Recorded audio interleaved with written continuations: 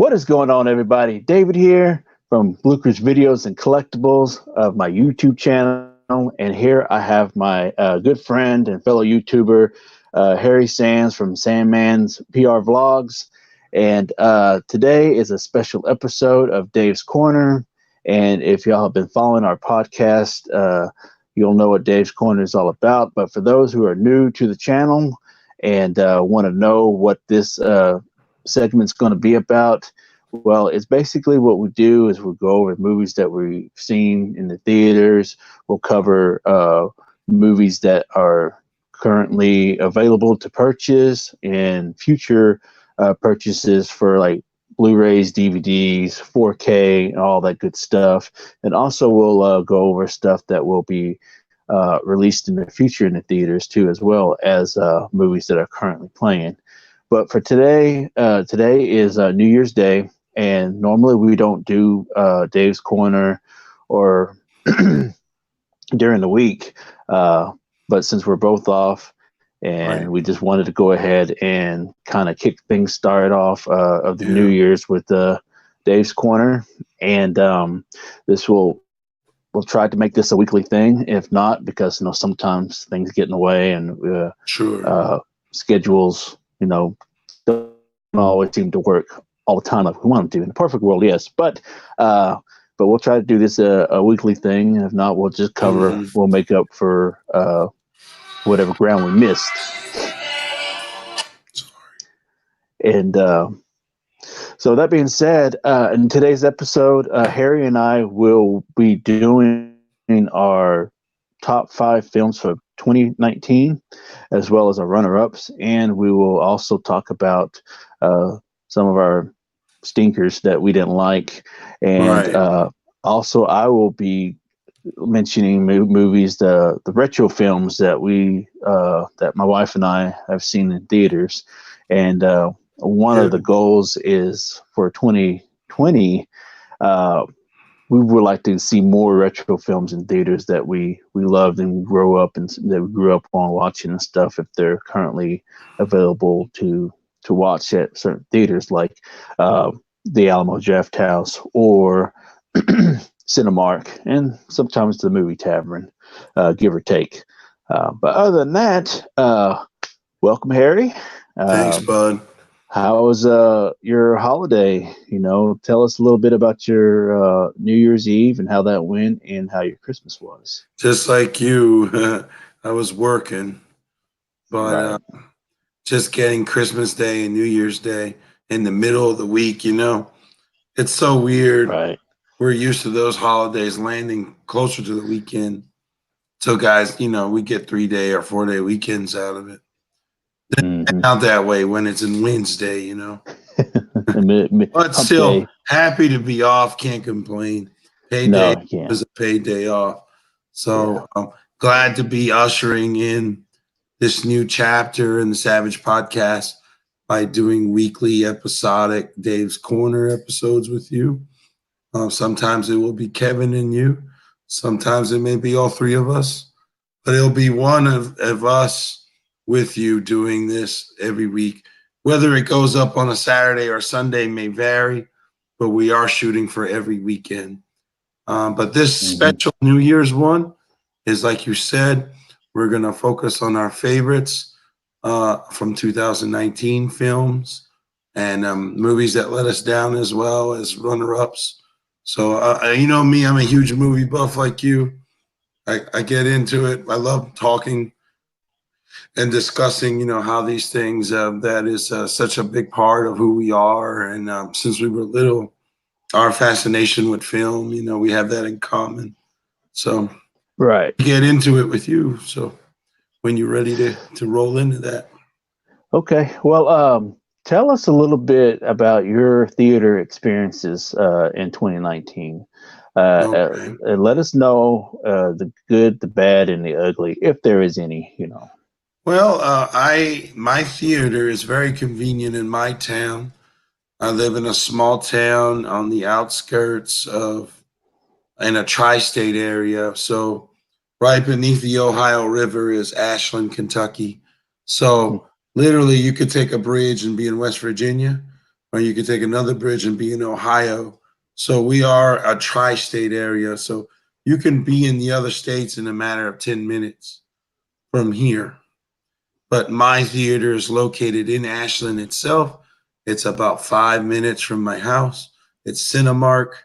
It's not one of the more relatively new Cinemarks. It's a little bit of a 90s version, pretty funky, but it's well kept and it's always well staffed. And the showtimes are convenient. Movies start on the hour a lot, commonly. And I saw everything that I went to see in theaters this year at that location. I didn't.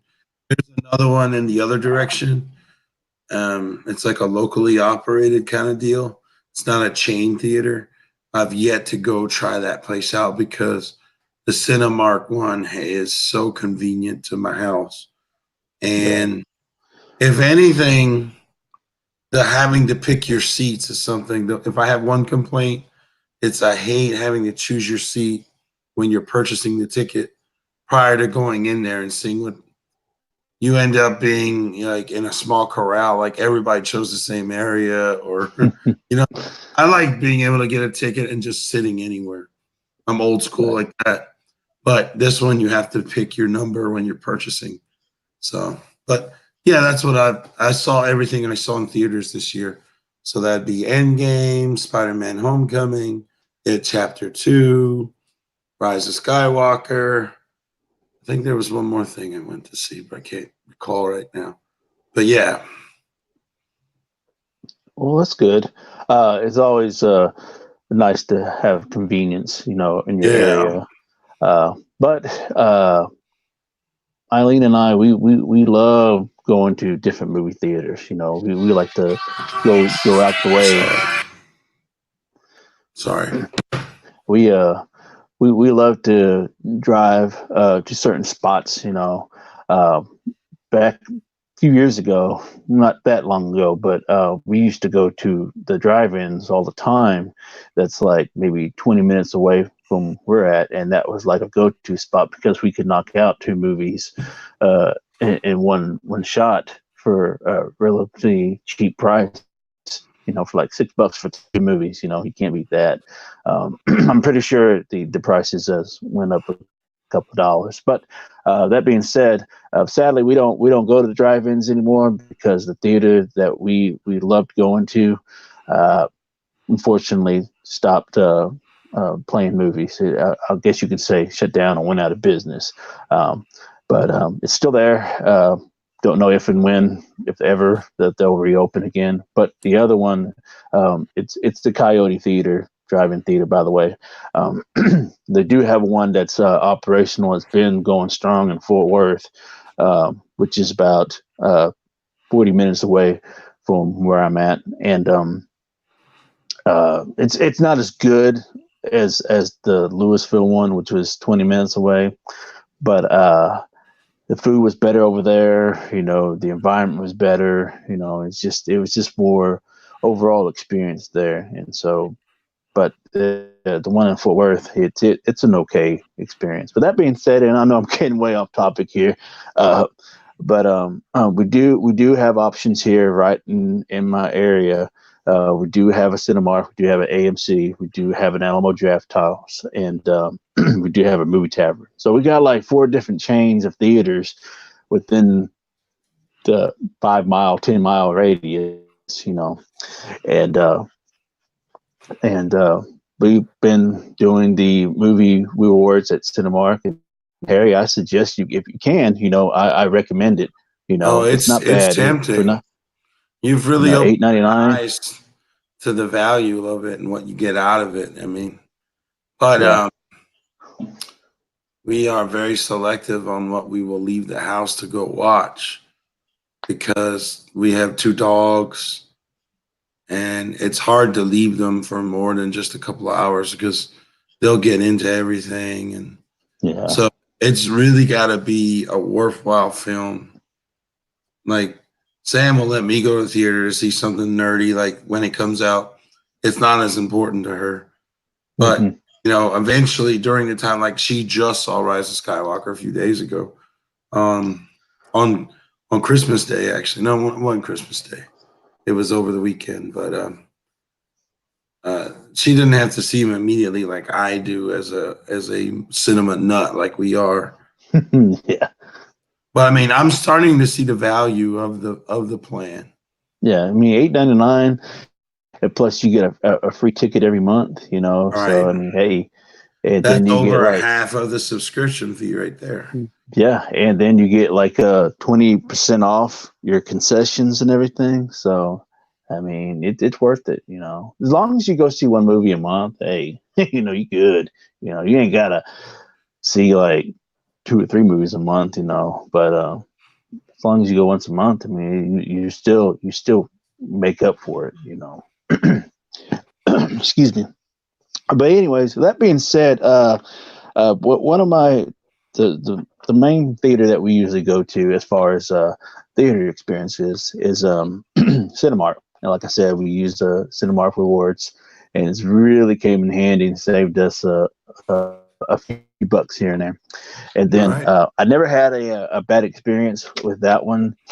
The next one up is the Alamo Drafthouse. We just now started being regulars there. It all depends on the movie too, as well. And if it's, they do have I don't know if it's going on currently, but they do have a program where you could like, they select certain movies per week or every other week or something, and then you get one ticket buy one ticket, get one ticket free. So that's always a plus there. And plus, it's a good place to eat food. Like if you want to have a restaurant It style actually experience, offers a dining yeah, experience in the same. and it's pretty decent. Can Pretty you good food. eat while you're watching the movie? Yeah, yeah. It's an actual like dinner table in the theater. Mm-hmm. Oh, that's Yeah. And we used to do that all the time back in the day when we did the movie tavern, but the quality of the food kind of went down, so that's why we don't really go there. You know, can't blame you. and the only time, and plus we've had some bad experiences with movie tavern. We only went there last year once, and that was just on Elaine's birthday when she got a free movie ticket over there, and we got to see the remake of Pet Cemetery. So that was the only time we went there.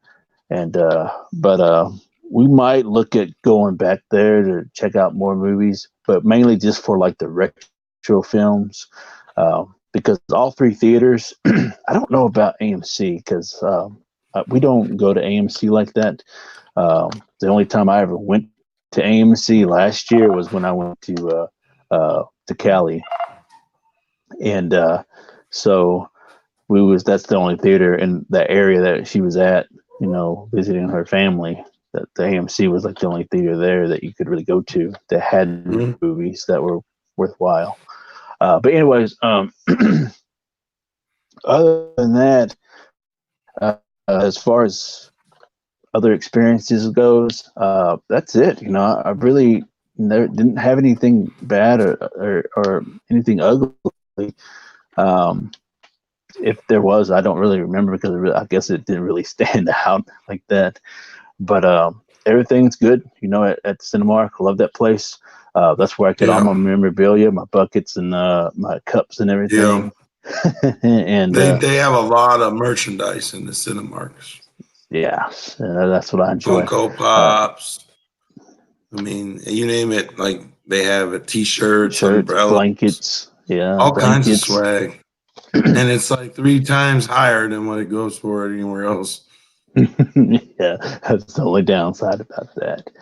But Alamo Drafthouse, great experiences every time. Don't have any complaints on that one.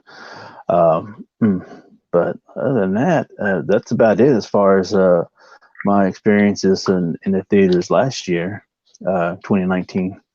So moving along, let's go ahead and start with our top 5.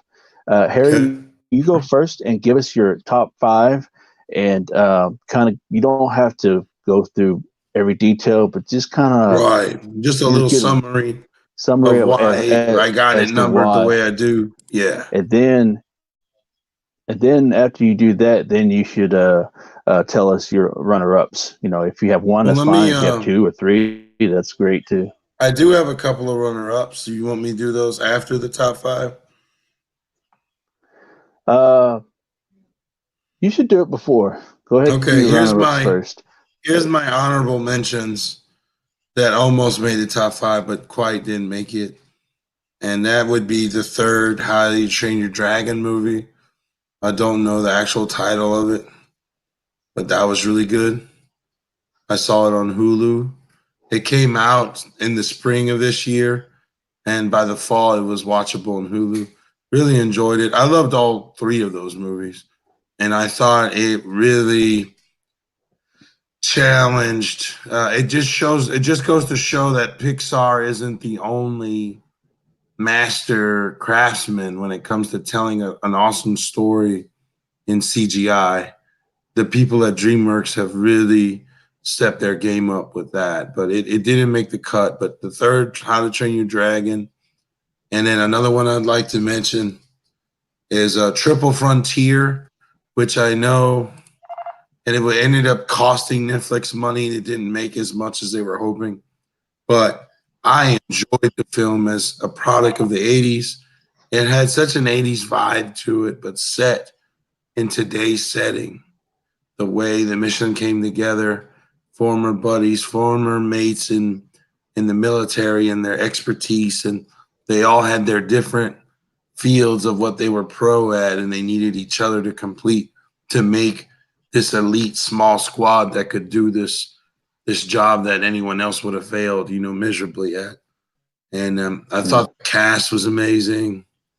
Oscar Isaac, Ben Affleck, the guy from the Motorcycle Show, whatever his name is, and Charlie Hunnam. Pedro Pascal, the Mandalorian. He was the pilot. So I mean, amazing movie. I think it's highly underrated. So those would be two honorable mentions. But going into my top five in the fifth slot, I'm gonna have to put. I was just looking in. I made myself a cheat sheet. Another underrated movie, another straight to Netflix film, and that is The Highwaymen, and that's starring Kevin Costner and Woody Harrelson, and that is the telling of how these two former Texas Rangers were the guys that ended up catching Bonnie and Clyde on their murdering spree. I know that's a story near and dear to you and Kevin's hearts as Texans, because those two, they were polarizing to the people of Texas, because the really poor looked at them as Robin Hood type, and they romanced them, as heroes. And then the people in the working class people and the business owners and the law enforcement side viewed them as absolute demons, because the amount of bodies the amount of death that they brought to the state. Right. And the amount of body bags they filled. So it was devastating. The Highwaymen, straight to Netflix, is my fifth choice. In number 4, we're going to go with It Chapter 2. I went to see that Cinemark. Really enjoyed the experience as someone who barely stomached the 90s version, because I wasn't crazy about the 90s version, but the remake did everything to this story and this franchise to make the story more interesting and more compelling for someone like me. As somebody who didn't grow up watching horror, my parents didn't let me watch horror movies. So, and I didn't go out of my way to watch it without their permission, outside of sci-fi horror like Alien and Predator. I'm just a big fan of this version of it, the modern version. And I thought Chapter 2, although it was far from perfect, I enjoyed it, and that's why it's number 4.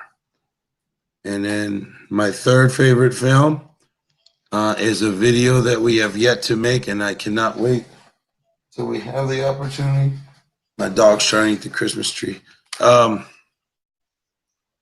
of Skywalker.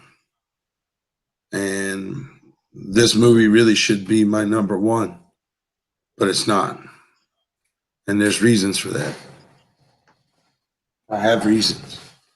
So, and then in the second spot, I would do Spider-Man Far From Home. Really enjoyed the pacing of that movie. I really felt like it was the Band-Aid to what Endgame did to everybody. After the events of what happened with Endgame, this is a healing for Peter as much as it was a healing for us, the audience of the MCU. The MCU has accomplished something that no other film franchise has done before, and that's successfully string different independent film stories and a closure and in a way that's never been seen before in film. It's a magnificent event, and Far From Home is like the soft farewell to it, because Phase 4 is going to begin with the Black Widow film, and we're just going to move on past the events of Thanos and stuff. So that's why I put Far From Home as 2, and my number 1 would be Endgame. Okay. That's because there's nothing else that has achieved what Endgame has done in cinema, whether it be comic book based on a novel, an original story. Nothing has done what Endgame has done in captivating audiences, holding their attention. The stellar cast, the way it was written, the way it was directed, the Russos are geniuses. I wish Disney would hire the Russos to do a Star Wars trilogy. I think that would be amazing. But I don't know if they love Star Wars enough to do one. Maybe they don't. So, but anyway, Yeah, true. That's my top 5 and my honorable mentions. Well, those are very good picks. Unfortunately, for my list, none of the superhero films made it to my list, and for obvious reasons. That's awesome. I look forward to hearing. You know, and the reason being is the reason why none of them, not even Star Wars, not even Endgame, Homecoming. Although all of those, with the Star Wars, we'll get into that in a later video. Yeah. But as far as Endgame and Homecoming or Far From Home, whatever, although those are very enjoyable films, there just wasn't enough for me to say, hey, this is why it's on my top 10. But aside from that, or top 5, should I say? Aside from that, my runner-ups, one of them, although I've never seen the show except for maybe 2 or 3 episodes, but my wife loves this show Downtown and really Abbey. Enjoyed it. Downtown Abbey. Well, that movie made an impression on you, man. It did. And you're the making whole me time, want to check it out now. and the whole time, I'm thinking it's about a. You're like, I'm gonna be looking at the insides of my eyelids this whole time. Yeah, and I didn't fall asleep that one time, and she was expecting that. Normally the other way around, but no. I mean, it actually literally from start to finish, it held my attention. The good thing about when we saw this one at the Alamo Draft House, and the good thing is they actually was able to do a recap. I think there's I don't even know how many seasons, like 6 or 7 seasons or something. I don't remember, maybe 10. Who knows? Yeah, it was a lot. It's been on TV for a hot minute. Yeah, and they did a recap of seasons 1 through how many seasons there was, and I kind of had an idea what it was. They got you up to speed. Yeah, they got you up to speed about why the movie is starting when it's starting and what situation they're in, and then the rest of the movie took the. And they got approved to do a sequel too as well. So it actually did very well for that type of movie. Did very well. There's a lot of Americans that are in love with that series. And let's see. But yeah, sorry, I had a brain fart. but yeah, I thoroughly did enjoy the film, despite not knowing anything about the show Right. itself. Just for what I saw, was a couple episodes, and from what it was told through me about the episodes that were seen by my wife, and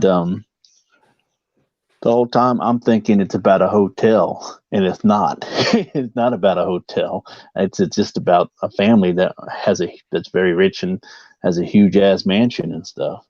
But anyways, that was a surprise for me. So that is one of my runner-ups. I really did thoroughly enjoy that film. Not my typical film that I would watch. It's not a B movie. It's not a sci-fi movie. It's not action. Any of that. I do like a good movie outside from those kind of genres, from time to time, just kind of switch it up a bit. Another one that was a surprise hit for me is a horror film. It's Child's Play, the remake of the original 1984 Child's Play. And that movie right there, man, I went in there, I saw it at the $2 theater, went in there with no expectations, thinking, okay, well, this is going to be pretty okay, it's whatever. But surprisingly, from start to finish, it held my attention. And I'd rather deal with the one that came out in the 80s than this one. Trust me.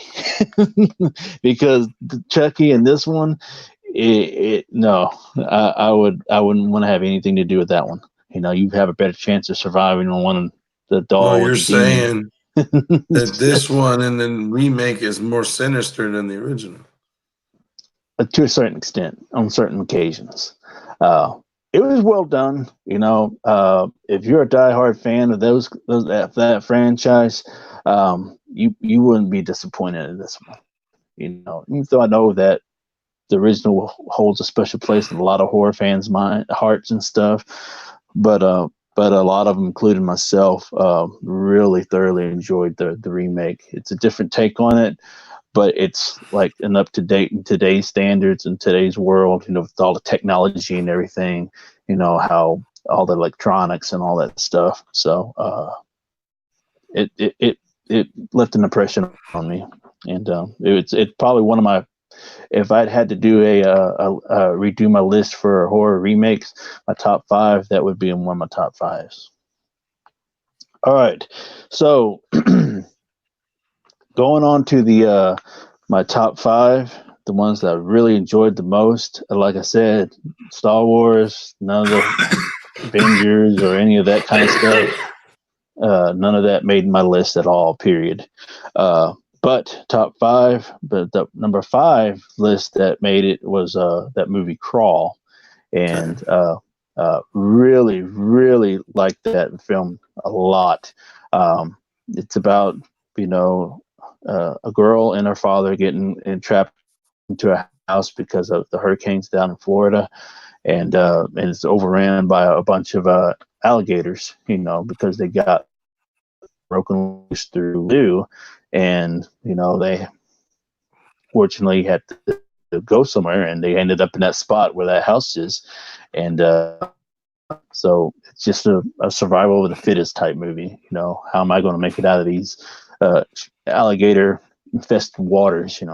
So really enjoyed that a lot. And number 4 is Gemini Man. I know it didn't do so well in the theater, and which is understandably as to why it didn't. It didn't leave a good impression on a lot of people, and but I took a chance with it.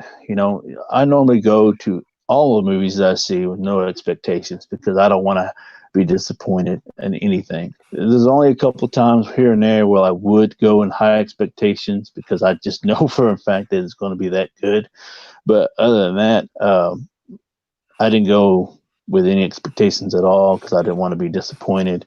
But it turned out to be really good in my book. I know it's a rehashed storyline, a soldier getting cloned, and you have to fight your own self and everything. But the way it was done, the action sequence was done very well. I thought that was I thought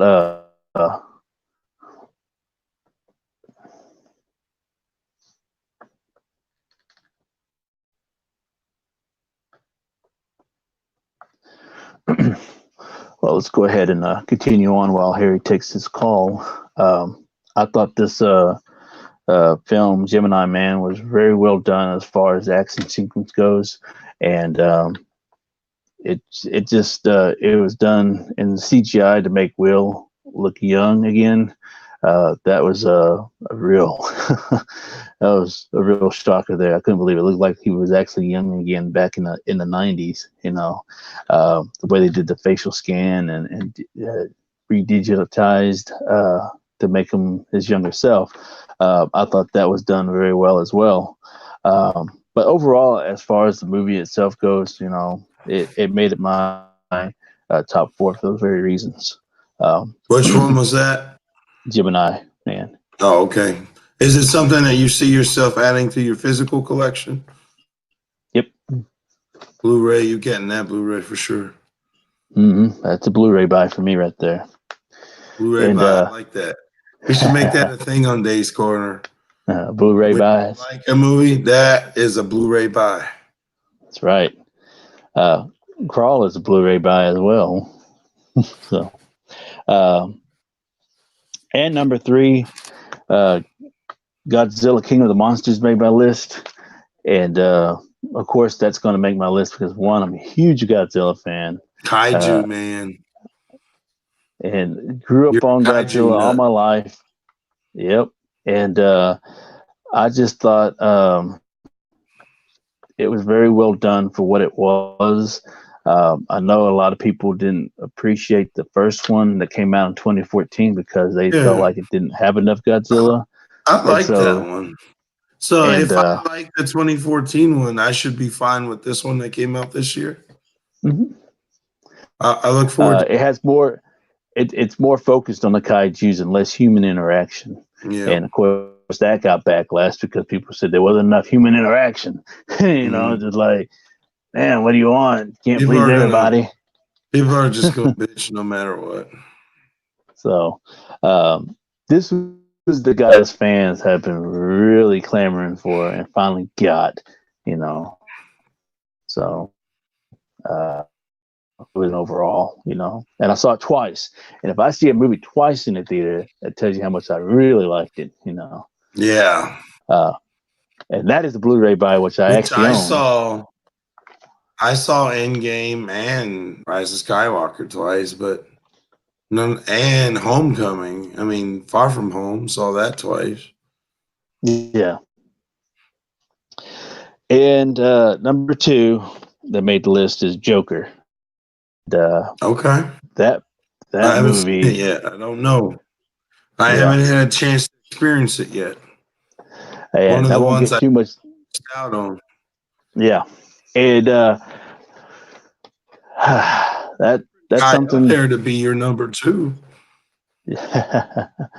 So the reason why that made it number 2 because for one, it takes nothing from the comics or anything. It is its own standalone film, and it actually deals with things that people deal with on a regular basis on an everyday life in the real world, And that itself, the film, more amazing because you took an actual fictional character and you made it into a real life character and based it around things that people go through on an everyday basis, what they battle through.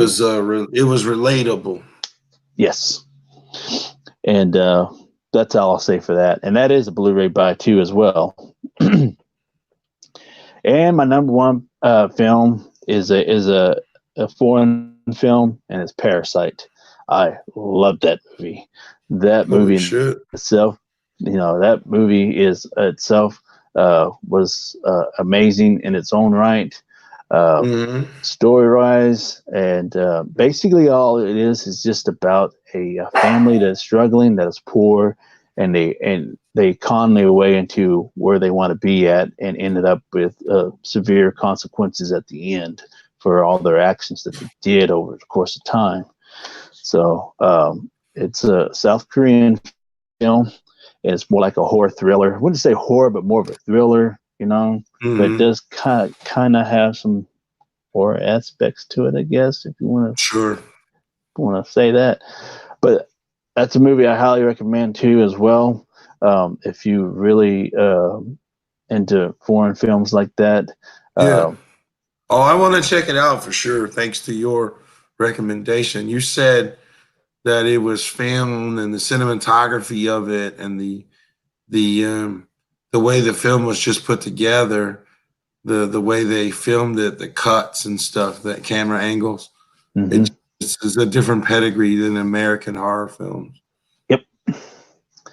And so that wraps up my top 5 and runner-ups. I did not see that coming as your number one. That's awesome. I really thought Godzilla would be number one. No. But I do want to mention some old school films that I did see in the theater before we get to our shit list. As you know, sometimes my wife and I do love going seeing old school films in theaters, and just one to recapture what we experienced. Nostalgia's sake. You know, and plus, you know, we always want to know what it's like to see certain movies in on the big screen, you know, as compared to the home. The first one that we did check out was the 30th anniversary of Batman, Michael Keaton, 89, and man, I had a great time there. It was on par. And then we followed that up with Batman Returns, you know. So. Both of those are excellent films. Yeah, you know, and it was in celebration. I was little when they came out. I think I saw Returns in the dollar movies when I was a kid. My dad took us to the dollar movies and we saw Returns. Mm-hmm. But I know for sure I didn't see 89 Batman in theaters. I had to wait till it came out on VHS to see it. Yeah, it's a good experience. If you get a chance to check out some retro films, if you do, you know, in a theater, that's one I recommend. That's so much fun. That's cool. It sounds like it. And then we saw Batman Returns. You know, and all the Batman films again. You know, because of the 80th anniversary of it. And also, we also checked out the original Alien film. That was a fun. Yeah, that was a fun. What anniversary did it just recently celebrate? 40 years or 35 years? I think it was 40 years. It's about the same age as Star Wars, isn't it? Mm-hmm. 40 years. Amazing. And then after that, we saw A Nightmare on Elm Street. You know, and that was the original cut. The original cut, and that was a lot of fun there too. So it's always fun to see older films like that you grew up with, and familiarize yourself with, you know, again, you know, like you mentioned, nostalgia purposes, and, you know, just to have that experience all over again if you did as a kid, you know. All right, so you ready to do our shit list? I don't think I have too many, but I do want to say movie that I missed in theaters that I would have loved to seen was Joker, of course. And I also wanted to see Dr. Sleep, and I didn't get the chance. Yes. So those are ones I'm looking forward to seeing here in January at home. And I can't wait to watch them. And they could have easily affected my choices, I feel. And I won't know that until I see them, but they could have easily altered my list. Right. And that's one movie we were trying to see too, is Dr. Sleep, but we never got a chance to do that as well. I can't wait to see it, man. I'm on a Stephen King kick right now. We finished Castle Rock season 2. Castle Rock on Hulu is an amazing series. As much as I enjoyed season 1, season 2 really took it up several notches when they added Annie Wilkes from Misery to the town of Castle Rock, and things really, that town's already bonkers. If you had her to the mix, it was a crazy season. I really enjoyed that show. Can't wait for season 3. There's a new project that's going to be on HBO called The Outsider, also based on Stephen King's work, starring the guy who was Krennic in Rogue One, and it's also got Jason Bateman. And it's like a small town. Everybody knows each other. Everybody loves each other, kind of thing. And a murder happens, and the guy that the murder is pinned on is this dude in the town who has the perfect life, perfect family. Everybody trusts him. He's a businessman. He's the baseball coach for the kids. It's like somebody you would never expect would be a murderer. And this guy, this detective, is trying to follow the trail of clues to see if he really is the culprit that did this heinous murder to an underage, to a child. A child was murdered. So it looks really well. Like HBO tossed some serious money into this. So anything Stephen King writes, all these companies are fighting for the rights to produce it as a show or a movie. His stuff is just so easy to produce. And speaking of that, he's just now starting to get all his properties back. He doesn't want to distribute those properties anymore like he did back then. I think he just got back the rights to It and Pet Cemetery, and so I think anything else that's his that's up for expiration, he wants to have all that stuff They're back. going back to him. Yeah. He wants to be the sole owner.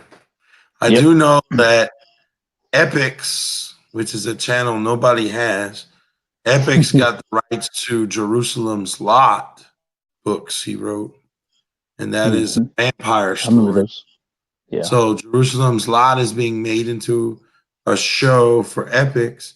Adrian Brody is supposed to be the lead character in that show. Where's that guy been? Big ass big nose Adrian Brody. Yeah, where he been? I hadn't seen him in anything in a minute. He been romancing the Predator ever since Predators. I see. Playing the piano for him. The Pianist. I remember that movie. Man, that's a Adrian, I don't know. I don't know if I can watch got a that big again. ass nose. His nose was bigger than King Kong and the Peter Jackson King Kong movie. Shit, his nose competes. His nose competes with Triple H. Triple H, yeah, boy, you can't. They can't ride the same elevator. Noses would be clashing. They could have like a lightsaber duel with their noses.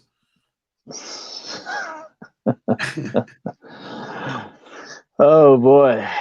Well, okay. With that being said, you got anything else to add? No, I think that's good for this debut. Dave's Corner will be a weekly episodic upload on weekends, Saturday or Sunday. We're not sure. But look forward to these. If you know anything about our original podcast episodes, Dave's Corner is going to give you info on what's coming to theaters, what's coming to Blu-ray, what's going to the streaming services. And then there is one thing. I'd like to get your reaction to the Quiet Place trailer. Okay. So I can play that for you. Before we get into all that, let me go ahead and do my worst film that I please. Please. So I have two of them, and they're both superhero films. The reason why they made the list is because even though I understand that they were trying to do something different with the story and they're trying to stray away from the comics and stuff, which is understandable, but at the same time, as a whole, it just didn't pan out the way I had hoped. The first one would be Captain Marvel. That was not very good at all. I mean, I might watch it again. I think my wife liked it a little bit more than I did, but I can't agree more with you.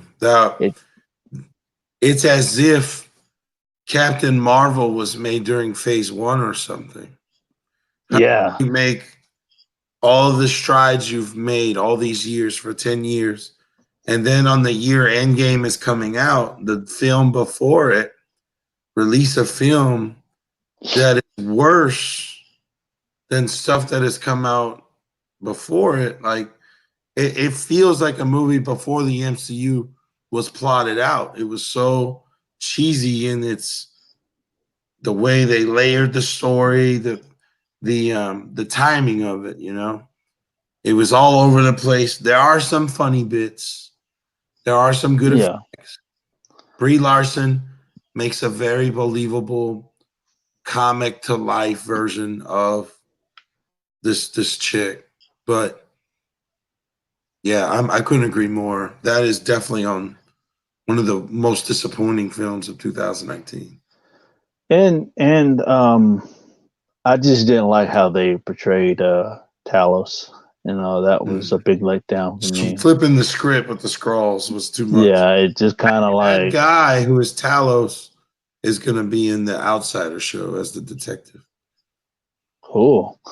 But I'm sure once we get more into phase 4 and stuff, I'm sure we'll find out. Even though I know that Talos is currently with the agents or working with them. Give me your theory on this.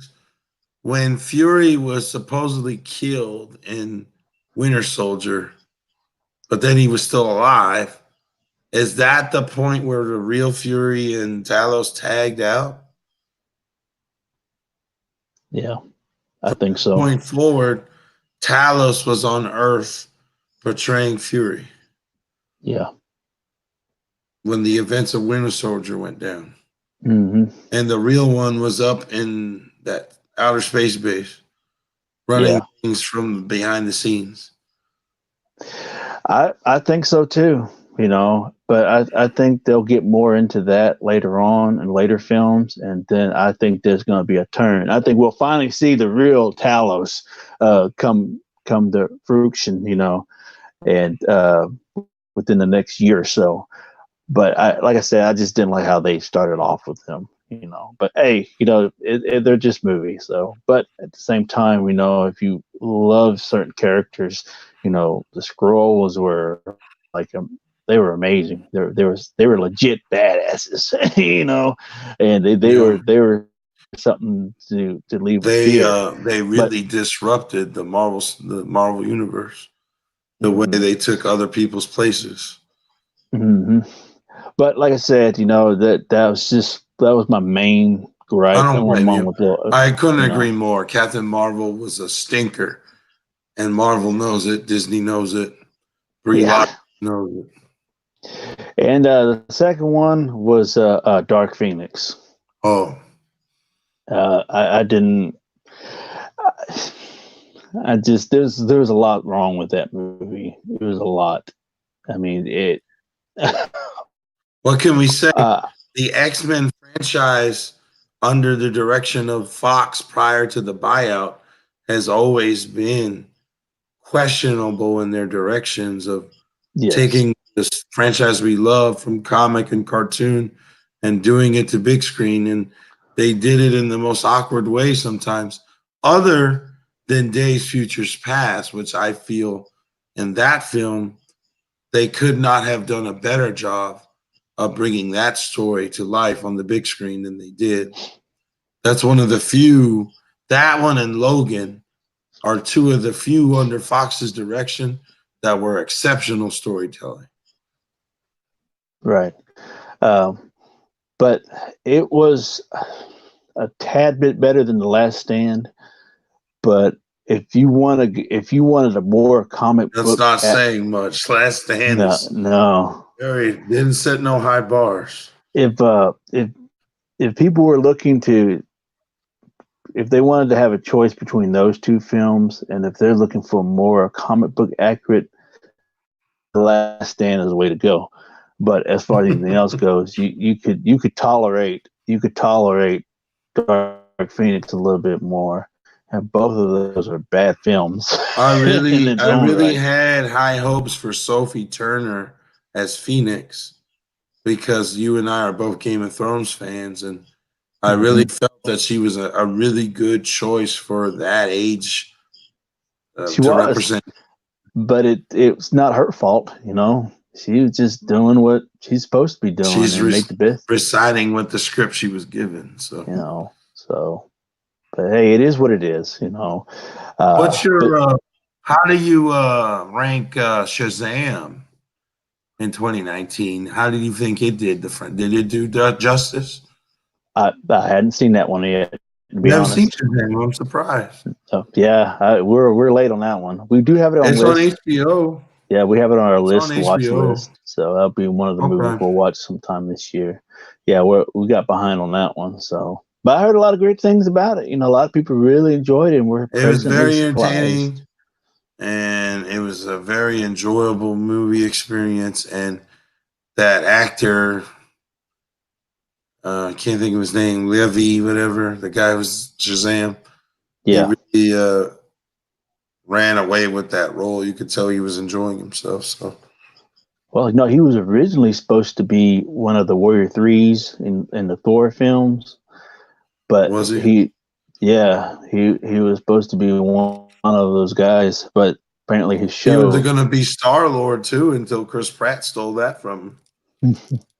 Him and Pratt were up for the lead as Star-Lord in the original Guardians. Yeah. And he was on the impression that he had that role in the bag, and then here comes this relatively unknown guy from Parks and Recreation, Chris Pratt, recently shredded, six-pack. He's not the chubby look from the TV series anymore. And that's what I knew that the role was lost when that guy walked in. Yeah, and I think he went into like some kind of severe depression. He did. He just said "F it" and just kind of fell off. Didn't think he was going to do anything anymore. Yeah. But but finally he was able to get this role. And he said that he was very blessed to get a chance to play another superhero character again. And so hopefully things go on the right path for him. Yeah, man. There's potential. I can't wait to hear your thoughts on it when you and Lean watch it. Mm-hmm. Most definitely. But we'll leave the reaction to The Quiet Place for another day. This is the premiere of Dave's Corner, the standalone episodic uploads. Thank you, Dave. And I think overall 2019 was an exceptional year for movie buffs of no matter what genre you were into. Something came out that you could have latched onto and really, there's a lot of fine films last year. Yes. So, and I think the future's bright moving forward. That's all I got to say. You want to send us out here? Sure. Thank you, Harry, for the premiere, and really appreciate your insights and thoughts, films that you've seen. And I thought that was your voices of your opinions was really excellent, and you gave your honest thoughts on certain things, and we could agree to disagree on whatever. Well, like I said, you and I have a passion for movies. I mean, for filmmaking, enjoying and critiquing, and it's definitely a shared passion for sure. Yep. And I want to thank everybody for tuning in and being able to watch this episode. I really appreciate it. And leave in the comments below what your top 5 films were. Please. Yeah, that'd be awesome. We're very interested to see what their top 5 films of 2019 were. Mm-hmm. And don't forget to check us out on Facebook on Toy Savages and Plastic Cannibals. And also don't forget to check out our YouTube pages, Harry saNMan PR Vlogs. Mine is Lucas Videos and Collectibles. And don't forget to check out Kevin's The Tattooed Toy Hunter. A little bitty small called the Tattooed Toy Hunter. Little bitty, Little bitty guy. Almost 1,000 subs. That's all. That's it. Just a mere 4,000. That's it. Nothing more, nothing less. Hey, But man. yeah, check out all of our channels and give us all a sub and comment our videos, and we love to still interact with all of y'all. So with that being said, Harry, thank you again, and Yeah, no I'm problem. David, and also known as Blockbuster. So we will all catch you all later. Peace out. All right.